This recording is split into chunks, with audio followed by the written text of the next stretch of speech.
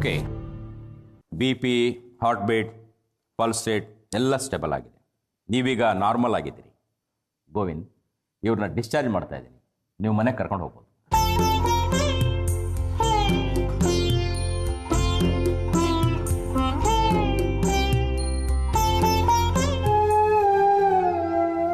ಯಾಕಮ್ಮ ಒಂಥರ ಇದ್ದೀರಿ? ಮನೆಗೆ ಹೋಗೋದು ಅಂದ್ರೆ ಖುಷಿ ವಿಷಯ ಅಲ್ವಾ? ನಿಜ ಡಾಕ್ಟರ್, ಆದ್ರೆ ಮನೇಲಿ ನನ್ನ ಮಗಳಿಲ್ವಲ್ಲ, ಮನೆ ಬಿಕ್ಕೋ ಅನ್ಸತ್ತೆ.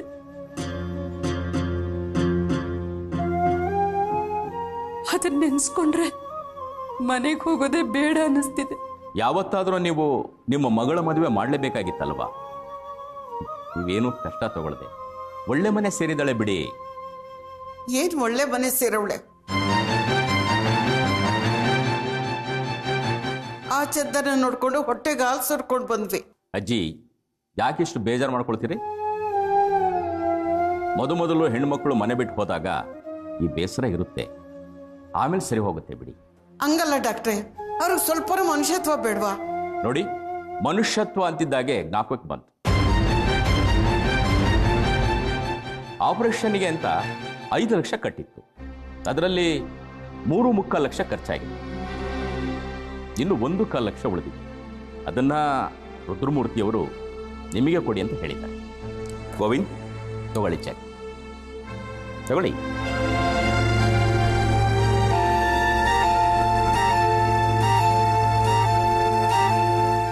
ಅಜ್ಜಿ, ಮನುಷ್ಯತ್ವ ಅಂತ ಏನು ಹೇಳ್ತಾ ಇದ್ರಿ ನೀವು? ರುದ್ರಮೂರ್ತಿ ಅಂತವರು ಆಡದೆ ಅದನ್ನ ಮಾಡಿ ತೋರಿಸ್ತಾರೆ. ನೀವಿನ ಪೇಷಂಟ್ನ ಕರ್ಕೊಂಡು ಹೋಗ್ಬೋದು. 1 ತಿಂಗಳಾದ್ಮೇಲೆ ಮತ್ತೆ ಚೆಕಪ್ ಕರ್ಕೊಂಡು ಬನ್ನಿ. I wish you good luck.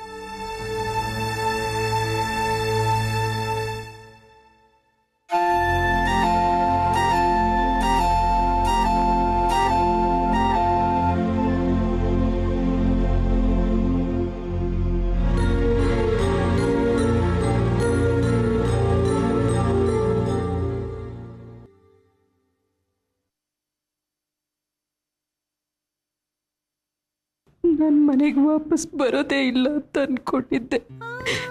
ಆದ್ರೆ ನಾನು ಬರೋದ್ರೊಳಗೆ ಕನಕಿನೇ ಮನೆ ಬಿಟ್ಟು ಹೊರಟೋದ್ಲು. ನಿನ್ ಕಡೆ ಶಾತ ಮನೆಯೆಲ್ಲ ಬಿಕೋ ಅಂತ ಐತೆ, ಉಸಿರು ಕಟ್ತಂಗಾಗೈತೆ. ನಮ್ ರಾಜಣ್ಣ ಓದ್ಬೇಕೆ ಕನಕನಿ ಈ ಮನೆಗೆಲ್ಲ ಜೀವಾಳ ಆಗಿತ್ತು. ಈಗ ಅವಳು ಮದುವೆ ಮಾಡ್ಕೊಂಡು ಹೋದ್ಮೇಲೆ ಮನೆ ಖಾಲಿ ಆಗೋಗೈತೆ. ನೋಡಿ, ಕನಕ ಒಳ್ಳೆ ಅನುಕೂಲಸ್ಥರು ಮನೆಗೇನೋ ಸೇರಿದ್ದಾಳೆ. ಆದ್ರೆ ಅವ್ರ ಮಾವನ್ ನೋಡಿದ್ರೆ ತುಂಬಾ ಕಟ್ನಿಟ್ಟಿನ ಮನುಷ್ಯ ಅಂತ ಕಾಣುತ್ತೆ. ಅವ್ರ ಜೊತೆ ನಮ್ ಕನಕ ಹೇಗೆ ಏಕ್ತಾಳೋ ಏನೋ. ಹೌದು ಕಡೆ, ನನಗೂ ಅದೇ ಯೋಚನೆ ಆಗೈತೆ. ಆ ರಾಕ್ಷಸನ ಮನೆಗೆ ನಮ್ಮ ಮಗ ಹೆಂಗಿರ್ತದೋ ಏನೋ. ಇಷ್ಟಕ್ಕೆಲ್ಲ ಮೂಲ ಕಾರಣ ನಾನೇ. ನನ್ನಿಂದಾನೇ ಕಣ್ಕಳಿಗೆ ಈ ಗತಿ ಬಂದೋಯ್ತು. ಅವಳ ಹಣೆ ಬರ ಅಂತೂ ಬದಲಾಯಿಸಕ್ಕಾಗಲ್ಲ. ನಮ್ಮ ಹಣೆ ಬರ ಬದಲಾದ್ರೆ ಅವಳು ಖುಷಿ ಪಡ್ತಾಳೆ. ಸದ್ಯ ಕೆಟ್ಟ ಮೇಲೆ ಬುದ್ಧಿ ಬಂತು, ಅಟ್ಟದ ಮೇಲೆ ಒಲೆ ಹೊರಿತು ಅಂತ ಈಗ್ಲಾದ್ರೂ ಬುದ್ಧಿ ಬಂತಲ್ಲ ನಿಂಗೆ? ಹೂಕಣಜ್ಜಿ, ಕನಕ ನಮಗೋಸ್ಕರ ಅವಳ ಸುಖ ಸಂತೋಷನೆಲ್ಲ ತ್ಯಾಗ ಮಾಡಿದ್ಲು. ಅವಳು ನನಗೆ ಕೊಟ್ಟಿರೋ ಜವಾಬ್ದಾರಿನ ನಾನು ಸರಿಯಾಗಿ ನಿಭಾಯಿಸ್ಬೇಕು. ಇಷ್ಟು ದಿನ ಅದೃಷ್ಟ ನನ್ನ ಮನೆ ಬಾಗಿಲು ತನಕ ಬರುತ್ತೆ, ನಾನು ಕುಬೇರ ಆಗ್ತೀನಿ ಅಂತ ಕನ್ಸ್ಕೊಂಡಿದ್ದೆ. ಈಗ ನಾನೇ ಅದೃಷ್ಟ ಹುಡುಕೊಂಡು ಹೋಗ್ತೀನಿ. ಇನ್ಮೇಲೆ ಈ ಮನೆ ಜವಾಬ್ದಾರಿ ನಂದು. ಯಾವ್ದಾರ ಕೆಲಸ ಸಿಗುತ್ತಾ ಅಂತ ನೋಡ್ತೀನಿ.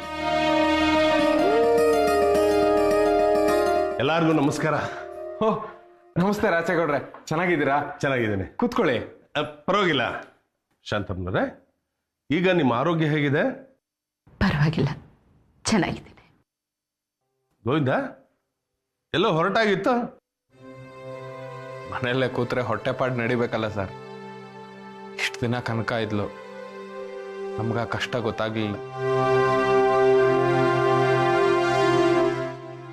ನಾನು ಬೇಜವಾಬ್ದಾರಿಯಿಂದ ಇದ್ಬಿಟ್ಟೆ. ಈ ಕನಕ ನನ್ನ ಕಣ್ ತೆರೆಸಿದಾಳೆ ಸರ್. ಅದಕ್ಕೆ ಯಾವ್ದಾದ್ರು ಕೆಲಸ ಹುಡ್ಕೋಣ ಅಂತ ಹೊರಟಿದ್ದೀನಿ. ಗೋವಿಂದ, ಕೆಲವರು ಹತ್ರ ಇದ್ದಾಗಷ್ಟೇ ನಮಗೆ ಸಹಾಯ ಮಾಡ್ತಾರೆ, ಒಳ್ಳೇದು ಮಾಡ್ತಾರೆ. ಆದ್ರೆ ಕಣ್ಣು ಕಾಣದೆ ಕೆಲವರು ಸಹಾಯ ಮಾಡ್ತಾರೆ, ಅಂಥವ್ರನ್ನೇ ನಾವು ದೇವರು ಅಂತ ಹೇಳೋದು. ಕನಕ ಈ ಮನೆ ಭಾಗ್ಯ ದೇವತೆ. ಗೋವಿಂದ, ನೀನೆಲ್ಲೂ ಕೆಲಸ ಹುಡುಕೋ ಅಗತ್ಯ ಇಲ್ಲ. ಅವಳು ಕಂಡಕ್ಟರ್ ಕೆಲಸ ಈಗ ನಿನಗ್ ಸಿಕ್ಕಿದೆ.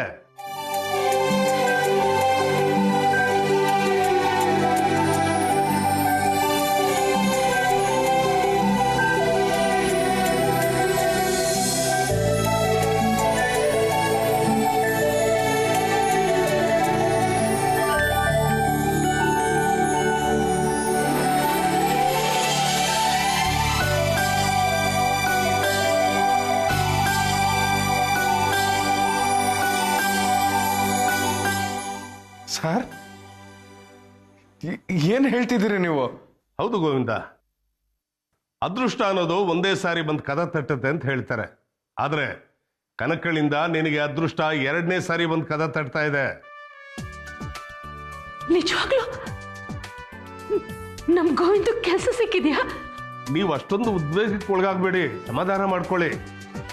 ನಿಜವಾಗ್ಲೂ ಗೋವಿಂದನ್ ಕೆಲಸ ಸಿಕ್ಕಿದೆ. ರುದ್ರಮೂರ್ತಿಗಳು ಈ ಕೆಲಸ ಮಾಡಿಸ್ಕೊಟ್ಟಿದ್ದಾರೆ.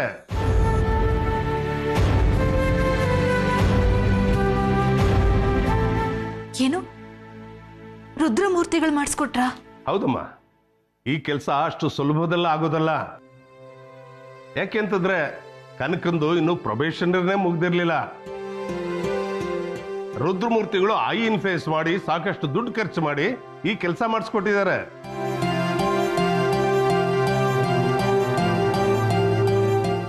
ಸರ್, ನನಗೆ ನಂಬೋಕೆ ಆಗ್ತಿಲ್ಲ ಸರ್. ಹೌದು ಗೋವಿಂದ, ಈ ಲೆಟರ್ ನೋಡು. ಈಗಲಾದ್ರೂ ನಂಬಿಕೆ ಬಂತ?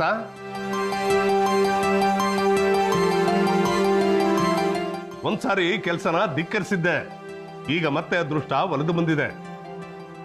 ಈಗಲಾದ್ರೂ ನಿಮ್ಮ ಅಪ್ಪನ ಕೆಲಸನ ಗೌರವಿಸಿ ಜವಾಬ್ದಾರಿಯಿಂದ ನಡ್ಕೊಳ್ಳೋದನ್ನ ನೋಡು. ಇಲ್ಲ ಸರ್, ಮಾಡಿದ ತಪ್ಪನ್ನೇ ಮತ್ತೆ ಮಾಡಿದ್ರೆ ಮನುಷ್ಯ ಅಂತಾರೆ ಸರ್. ಇಷ್ಟು ವರ್ಷ ಈ ಮನೆಗೆ ಏನು ಮಾಡಿಲ್ಲ ಅನ್ನೋ ಕೊರಗು ನನಗೆ ಕಾಡ್ತಾ ಇತ್ತು. ಕನಕ ನನ್ನನ್ನು ಜೈಲಿಂದಾನು ಬಿಡಿಸಿ ಕೆಲಸನೂ ಕೊಡಿಸಿದಾಳೆ.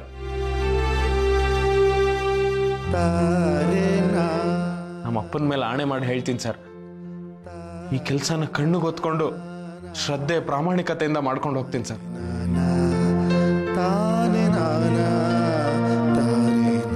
ಅಷ್ಟು ಮಾಡು, ನಿಮ್ಮ ಅಪ್ಪನ ಆತ್ಮಕ್ಕೆ ಶಾಂತಿ ಸಿಗುತ್ತೆ. ಈ ಮನೆಗೆ ಒಂದು ಭದ್ರತೆನೂ ಸಿಗುತ್ತೆ. ಕನಕನು ನಿಮ್ಮೆಲ್ಲರೂ ಯೋಚನೆ ಬಿಟ್ಟು ನಿರಾಳವಾಗಿರ್ತಾಳೆ. ತಗೋ ಇದನ್ನ, ನಾನು ನೀನು ಬರ್ತೀನಮ್ಮ. ಬರ್ರಿ. ಆಯ್ತು ಸರ್. ನೋಡಿದ್ರ, ಎಲ್ರೂ ಆ ರುದ್ರಮೂರ್ತಿನ ಕೆಟ್ಟು ರಾಕ್ಷಸ ಅಂತ ಇದ್ರಲ್ಲ, ಈಗೇನ್ ಹೇಳ್ತೀರಾ? ಅಮ್ಮ, ನಮ್ಗಿಷ್ಟೆಲ್ಲ ಉಪಕಾರ ಮಾಡಿದ್ದಾರೆ. ಆಸ್ಪತ್ರೆಯಲ್ಲಿ ಡೆಪಾಸಿಟ್ ಮಾಡಿದ ಬಾಕಿ ದುಡ್ಡನ್ನು ನಮ್ಗೆ ಕೊಡ್ಸಿದ್ದಾರೆ. ಈಗ ನನಗೆ ಕೆಲಸನೂ ಕೊಡ್ಸಿದ್ದಾರೆ. ಅವ್ರು ಖಂಡಿತವಾಗ್ಲೂ ಒಳ್ಳೆಯವರೇ ಅಮ್ಮ, ಅನುಮಾನನೇ ಇಲ್ಲ. ಅವ್ರು ಒಳ್ಳೆಯವರು ಕೆಟ್ಟವರು ಒಂದು ಗೊತ್ತಾಗ್ತಿಲ್ಲ. ಮನೆಗೆ ಹೋದ್ರೆ ಮರ್ಯಾದೆನೇ ಇಲ್ದಿರೋರ ತರ ನಡ್ಕೋತಾರೆ. ಇಲ್ಲಿ ನೋಡಿದ್ರೆ ಸಹಾಯದ ಮೇಲೆ ಸಹಾಯ ಮಾಡ್ತಿದ್ದಾರೆ. ನನ್ಗೊಂದು ಅರ್ಥ ಆಗ್ತಿಲ್ಲ. ಲೇ ಶಾಂತ, ಕೊಳೆಯೋ ಅಷ್ಟು ದುಡ್ಡೈತೆ ಅಂತ ಅದನ್ನು ಚೆಲ್ಬಿಟ್ರೆ ಒಳ್ಳೆಯವನಾಗಕ್ಕಾಯ್ತದೇನು? ಏನಿದ್ರೇನು ಆ ಕಿರಾತಕಂಗೆ ಮನುಷ್ಯತ್ವ ಅನ್ನೋದು ಇರಬೇಕಲ್ಲ. ಹೊಟ್ಟೆಲಿ ನಮ್ಮ ಕನಕನ ಪರಿಸ್ಥಿತಿ ಗಿಳಿ ಹೋಗಿ ಗಿಡಗನ ಕೈಗೆ ಸಿಕ್ಕಾಕೊಂಡಂಗಾಗದೆ. ಏ ಕುಬೇರ, ಇಷ್ಟಕ್ಕೆಲ್ಲ ನೀನೇ ಕಾಣ್ಲ ಕಾರಣ. ಇನ್ನು ಮುಂದಾದ್ರೂ ನೆಟ್ಟಿಗಿರೋದನ್ನು ಕಲ್ತ್ಕೊಳ್ಳ. ಹೋಗು, ನಿಮ್ಮ ಅಪ್ಪನ ಪಟ್ಟತ್ತ ಹೋಗಿ ಅದನ್ನು ಮಡಗ್ಬಿಟ್ಟು ಆಶೀರ್ವಾದ ತಗ.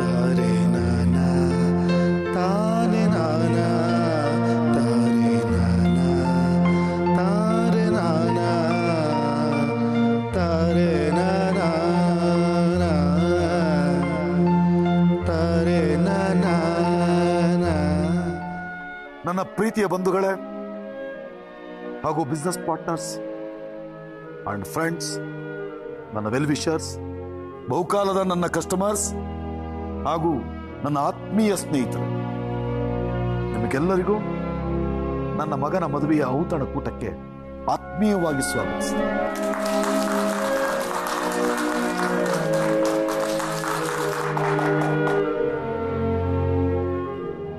ರವಿ, ಅಪ್ಪ ಕರ್ಕೊಂಡು ಅಪ್ಪ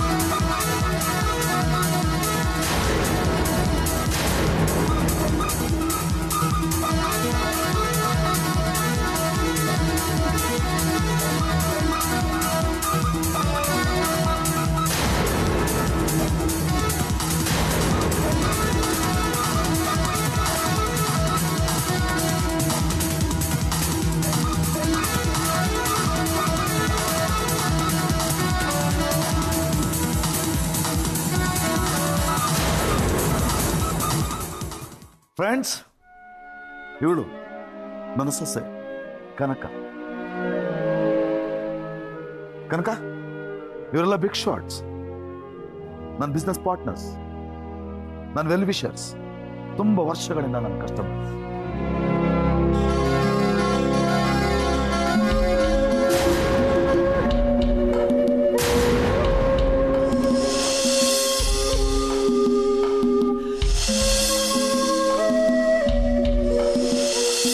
ಏನ್ ರುದ್ರಮೂರ್ತಿಗಳೇ, ನಿಮ್ ಮಗನ್ ಮದ್ವೆ ಗುಟ್ಟಾಗಿ ಮಾಡ್ಬಿಟ್ಟು ಈಗ ಹೇಳ್ತಾ ಇದ್ದೀರಲ್ಲ?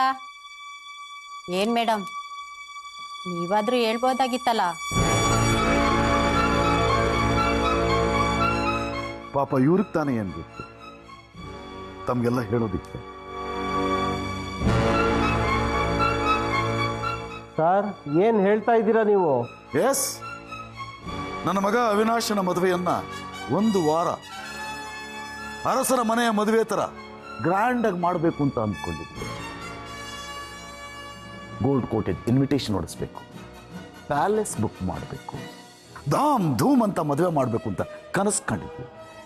ಬಟ್ ನನ್ನ ಮಗ ಅವಿನಾಶ್ ಕನಕಳನ್ನ ಪ್ರೀತಿ ಮಾಡಿದ್ದ. ಇವಳನ್ನೇ ಮದುವೆ ಆಗಬೇಕು ಅಂತ ಹಠ ಹಿಡ್ದ.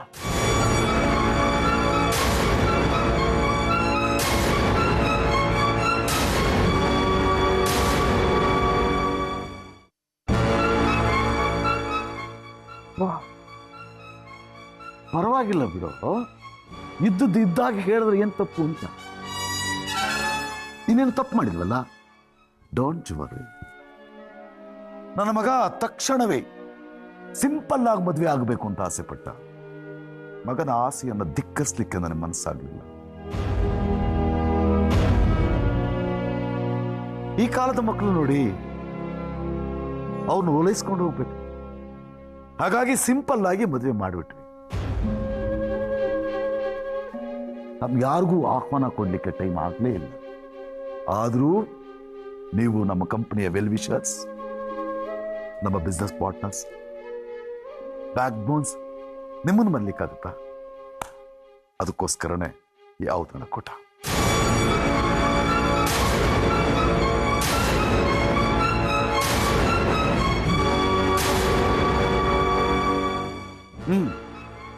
ಇನ್ನೊಂದು ಮುಖ್ಯವಾದಂಥ ವಿಚಾರ, ಇದನ್ನ ತಾವು ಗಮನವಿಟ್ಟು ಕೇಳಿಸ್ಕೋಬೇಕು. ಇನ್ಮೇಲೆ ನಮ್ಮ ಗ್ರೂಪ್ ಆಫ್ ಕಂಪನೀಸ್ನ ಇಡೀ ಜವಾಬ್ದಾರಿಯನ್ನ ನನ್ನ ಮಗ ಅವಿನಾಶ್ ಹಾಗೂ ಕನಕ ದಂಪತಿಗಳೇ ನೋಡ್ಕೊಳ್ಳಿ.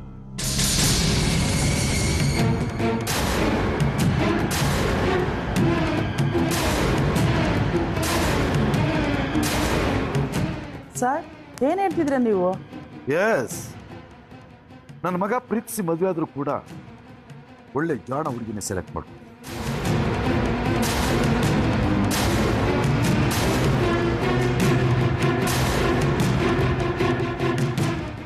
ಇವತ್ತಿನಿಂದ ಈ ನಮ್ಮ ಕನಕ ನಮ್ಮ ಗ್ರೂಪ್ ಆಫ್ ಇಂಡಸ್ಟ್ರೀಸ್ನ ಚೀಫ್ ಎಕ್ಸಿಕ್ಯೂಟಿವ್ ಆಫೀಸರ್.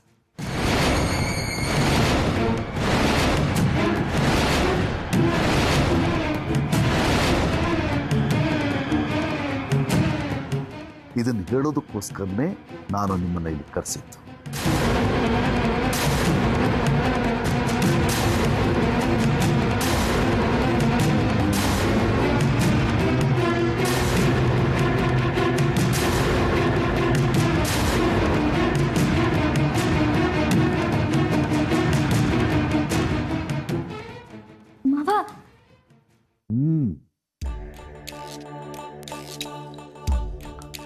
ಇವತ್ತಿನಿಂದ ನಮ್ಮ ಕನಕನೇ ಆಥರೈಸ್ಡ್ ಜಾಯಿಂಟ್ ಸಿಗ್ನೇಟರಿ.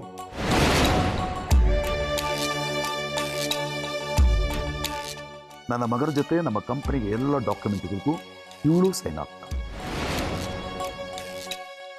ಎಲ್ಲ ಇಂಪಾರ್ಟೆಂಟ್ ಡಿಸಿಷನ್ಸ್ಗಳನ್ನು ಇವಳೇ ತಗೊಳ್ತಾಳೆ. ಅದೇ ಫೈನಲ್.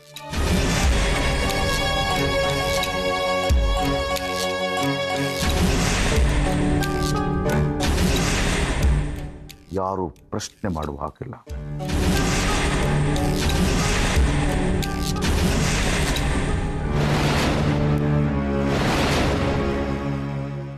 ಹಾಗಾದ್ರೆ ಪದ್ಮಾವತಿ ಮೇಡಮ್? ಪಾಪ ಅವ್ರಿಗೂ ವಯಸ್ಸಾಯ್ತಲ್ಲ, ಸೊ ರಿಟೈರ್ ಆಗಬೇಕು ಅಂತ ನಿರ್ಧಾರ ತಗೊಂಡಿದ್ದಾರೆ. ಇನ್ಫ್ಯಾಕ್ಟ್ ಸೊಸೆಗೆ ಪಟ್ಟ ಕಟ್ಟಬೇಕು ಅಂತ ನಿರ್ಧಾರ ತಗೊಂಡಿದ್ದೆ ಈ ನಿಮ್ಮ ಪದ್ಮಾವತಿ ಮೇಡಮ್.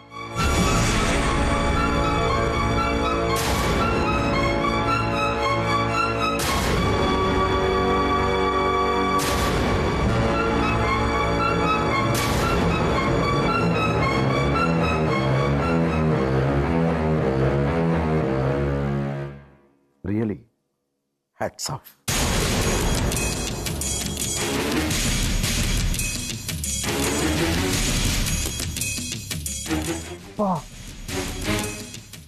ಏನಿದಲ್ಲ?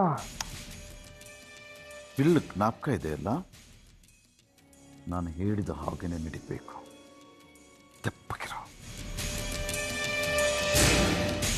ಅವಿನಾಶ್, ನಿಮಗೂ ಸರ್ಪ್ರೈಸ್ ಅಲ್ವಾ ಇದು? ತುಂಬಾ ಶಾಕ್ ನ್ಯೂಸ್. ನಿಮ್ಮಮ್ಮನೇ ಈ ವಿಷಯ ರಹಸ್ಯವಾಗಿರಲಿ ಅಂತ ಹೇಳಿ.